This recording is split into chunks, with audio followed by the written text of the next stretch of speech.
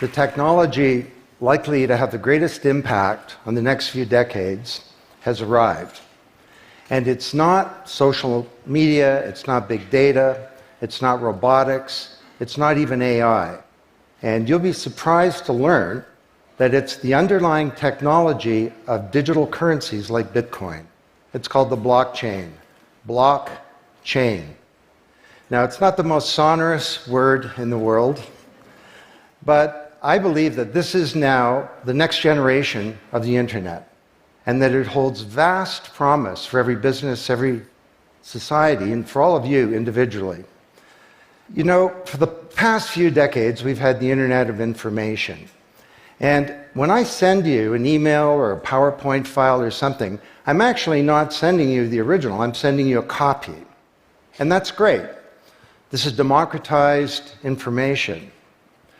But when it comes to assets, things like money, financial assets like stocks and bonds, loyalty points, intellectual property, music, art, a vote, carbon credit, and other assets, sending you a copy is a really bad idea. If I send you $100, it's really important that I don't still have money and that I can't send it to you. So this has been called the double spend problem by cryptographers for a long time. So today, we rely entirely on big intermediaries, middlemen like banks, government, big social media companies, credit card companies, and so on, to establish trust in our economy. And these intermediaries perform all the business and transaction logic of every kind of commerce, from authentication, identification of people, through to clearing, settling, and record keeping. And overall, they do a pretty good job, but there are growing problems. To begin, they're centralized. That means that they can be hacked, and increasingly are. And JP Morgan, the US federal government, LinkedIn, Home Depot, and others found that out the hard way. They exclude billions of people from the global economy. For example, people who don't have enough money to have a bank account. They slow things down. It can take a second for an email to go around the world, but it can take days or weeks for money to move through the banking system across the city. And they take a big piece of the action, 10 to 20%, just to send money to another country. They capture our data, and that means that we can't monetize it or use it to better manage our lives. And our privacy is being undermined. And the biggest problem is that overall, they've appropriated the largesse of the digital age asymmetrically. And we have wealth creation, but we have growing social inequality. So what if there were not only an internet of information, what if there were an internet of value? Some kind of vast, global, distributed ledger running on millions of computers and available to everybody, and where every kind of asset, from money to music, could be stored, moved, transacted, exchanged, and managed, all without powerful intermediaries. What if there were a native medium for value? Well, in 2008, the financial industry crashed, and perhaps propitiously, an unknown or anonymous person or persons named Satoshi Nakamoto created a paper where he developed a protocol for a digital cash that used an underlying cryptocurrency called Bitcoin. And this cryptocurrency enabled people to establish trust and do transactions without a third party. And the seemingly simple act set off a spark that's ignited the world, that has everyone excited or terrified or otherwise interested in many places. Now, don't be confused about Bitcoin, okay? Bitcoin is an asset. It goes up and down, and that should be of interest to you if you're a speculator. More broadly, it's a cryptocurrency. It's not a fiat currency controlled by a nation state, and that's of greater interest. But the real pony here is the underlying technology. It's called blockchain. So, for the first time now in human history, people everywhere can trust each other and transact peer-to-peer. And trust is established not by some big institution, but by collaboration, by cryptography, and by some clever code. And because trust is native to the technology, I call this the trust protocol. Now you're probably wondering, well, how does this thing work? Fair enough. Assets, digital assets like money to music and everything in between, are not stored in a central place, but they're distributed across a global ledger using the highest level of cryptography. And when a transaction is conducted, it's posted globally across millions and millions of computers. And out there around the world is a group of people called miners. These are not young people, they're Bitcoin miners. And they have massive computing power at their fingertips, 10 to 100 times bigger than all of Google worldwide. And these miners do a lot of work.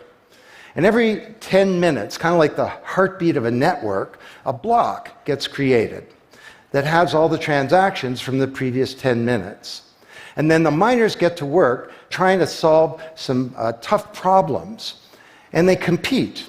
And the first miner to find out the truth and to validate the block is rewarded in digital currency. In the case of the Bitcoin blockchain, with Bitcoin. And then, this is the key part, that block is linked to the previous block and the previous block to create a chain of blocks. And everyone is timestamped, kind of like with a digital wax seal. So if I wanted to go and hack a block and say, pay you and you with the same money, I'd have to hack that block, plus all the preceding blocks, the entire history of commerce on that blockchain, not just on one computer, but across millions of computers simultaneously, all using the highest levels of encryption in the light of the most powerful computing resource in the world that's watching me. Tough to do. And this is infinitely more secure than the computer systems that we have today. Blockchain, that's how it works. So the Bitcoin blockchain is just one. There are many. The Ethereum blockchain was developed by a Canadian named Vitalik Buterin. He's 19 years old. And this blockchain has some extraordinary capabilities. One of them is that you can build smart contracts. It's kind of what it sounds like. It's a contract that self-executes. And the contract handles the enforcement and the management, performance, and payment. The contract kind of has a bank account too, in a sense, of agreements between people. And today, on the Ethereum blockchain, there are projects underway to do everything from create a new replacement for the stock market to create a new model of democracy where politicians are accountable to citizens. So to understand what a radical change this is going to bring, let's look at one industry, financial services. You recognize this? Rube Goldberg machine. It's a ridiculously complicated machine that does something really simple like crack an egg or shut a door.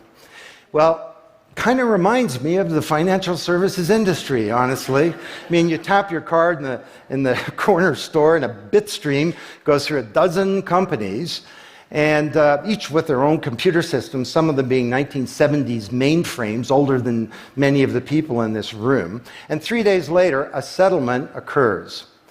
Well, with a blockchain financial industry, there would be no settlement because the payment and the settlement is the same activity. It's just a change in the ledger.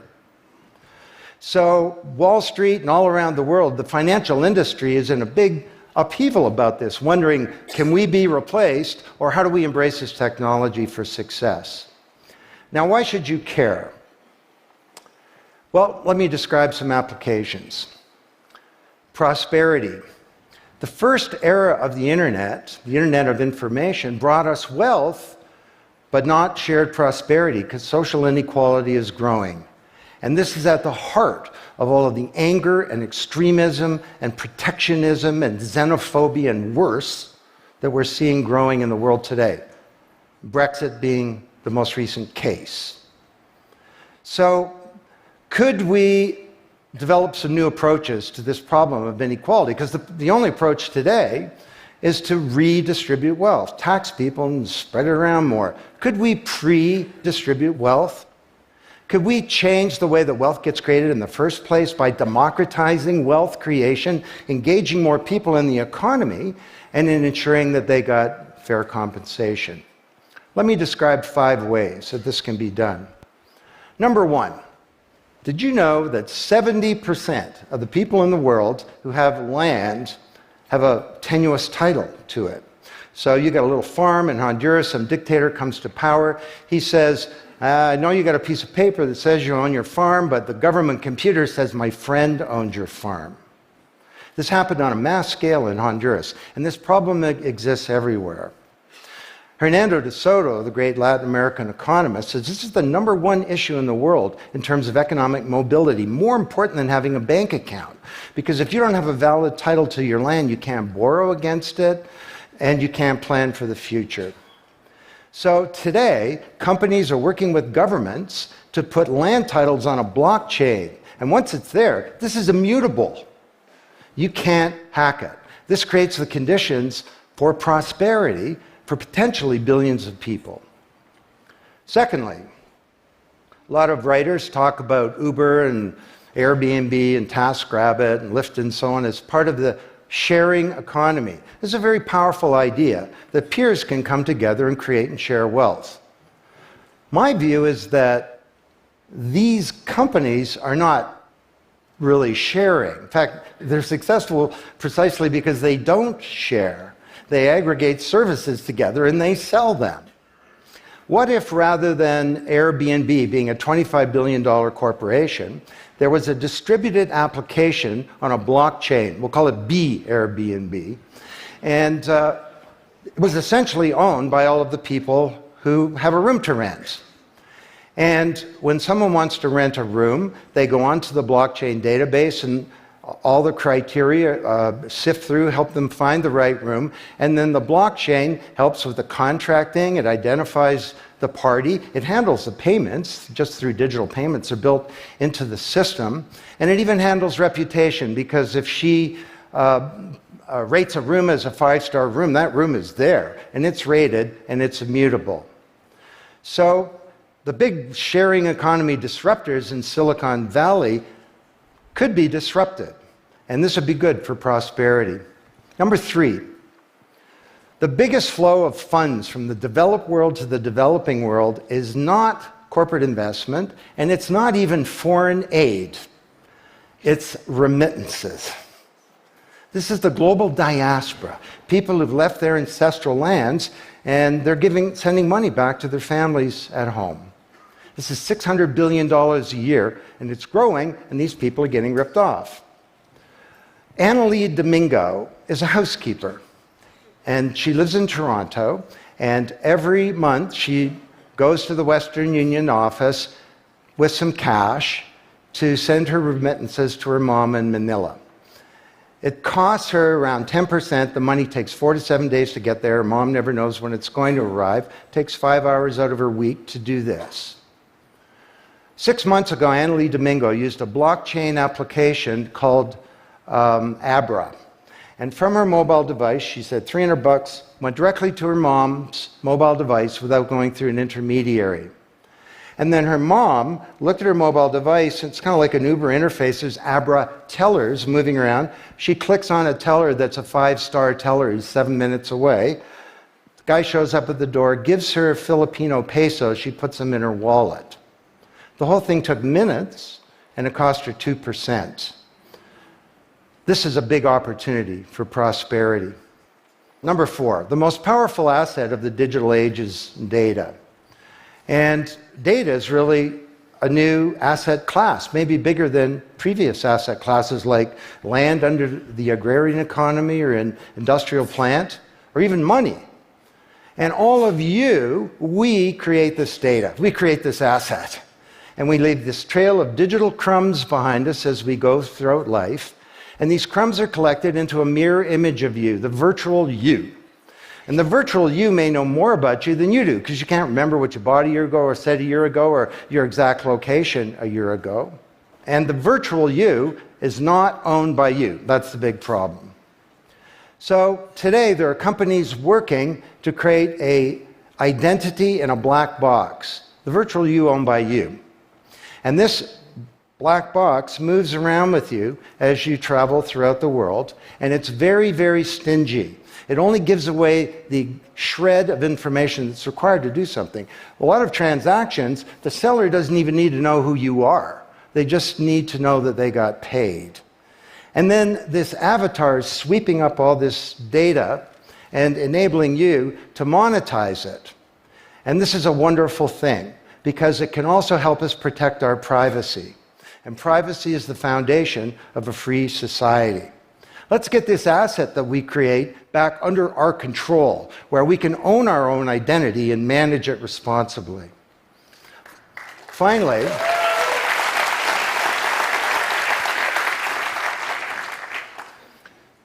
number 5, there are a whole number of creators of content who don't receive fair compensation because the system for intellectual property is broken. It was broken by the first era of the internet. Take music.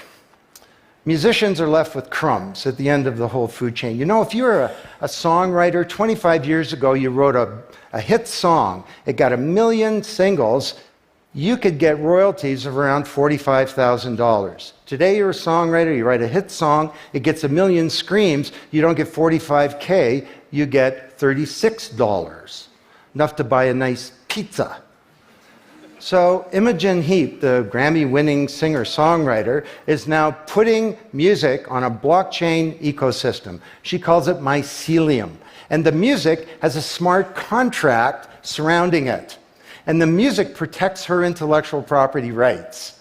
You want to listen to the song, it's free, or maybe it's a few microcents flow into a digital account. You want to put the song in your movie, that's different, and the IP rights are all specified. You want to make a ringtone, that's different. She describes that the song becomes a business. It's out there on this platform, marketing itself, protecting the rights of the author, and because the song has a payment system, in a sense a bank account, all the money flows back to the artist, and they control the industry rather than these powerful intermediaries. Now this is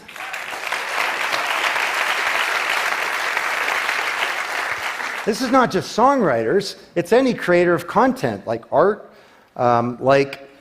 inventions, scientific discoveries, journalists. There are all kinds of people who don't get fair compensation, and with blockchains, they're going to be able to make it rain on the blockchain, and that's a wonderful thing. So these are 5 opportunities out of a dozen to solve one problem, prosperity, which is one of countless problems that blockchains are applicable to. Now, technology doesn't create prosperity, of course, people do. But my case to you is that, once again, the technology genie has escaped from the bottle, and it was summoned by an unknown person or persons at this uncertain time in human history, and it's giving us another kick at the can, another opportunity to rewrite the economic power grid and the old order of things, and to solve some of the world's most difficult problems, if we will it. Thank you.